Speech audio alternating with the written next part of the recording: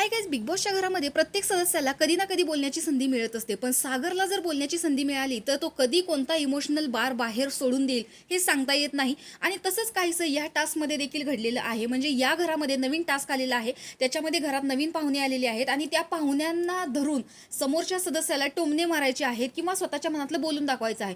पण मागच्या वेळेस सुद्धा ज्यावेळेस कॉलिंगवरती बोलायचं होतं त्यावेळेस सतीश तारे नावाचे जे ॲक्टर आहेत त्यांच्याविषयी सागर बोलत होता. त्यांच्याविषयी तो ॲक्च्युली बोलतच नव्हता. तो स्वतःबद्दल स्वतःला काय वाटतं, म्हणजे मला कोणी समजून घेत नाही असं तो इतरांना इमोशनल डॅमेज करत होता. आणि त्याच्यामध्ये बाहेरचे सदस्य पण म्हणत होते की अरे हा काय इमोशनली सगळ्यांना कोलॅप्स करतोय. आणि असंच काहीसं या टास्कमध्ये देखील घडतंय की प्रभूला तो म्हणतोय की मी प्रत्येक वेळेस एवढी चांगली मैत्री असताना ही मैत्री मी कुठेतरी शोधण्याचा प्रयत्न करतो. एवढं काय झालं की आता याला मी कोण आहे आणि मी कशा पद्धतीने याला बोलतो याचं सुद्धा भान राहिलेलं नाहीये. त्यामुळे रोज सकाळी उठून मी प्रभूला शोधत असतो. इतर वेळेस तो प्रभूशी कोणतीही डील करताना दिसत नाही, त्याला इतर वेळेस घालून पाडून बोलताना दिसतो. पण असा काहीसा टास्क आला की सागर मनातल्या भावना इतक्या उफाळून आणतो की त्याला मी कसा बरोबर आहे आणि पुढचा सदस्य कसा चुकीचा आहे हे दाखवण्याची चांगली संधी मिळते आणि तो त्या संधीचं सोनं करायला चुकत नाही.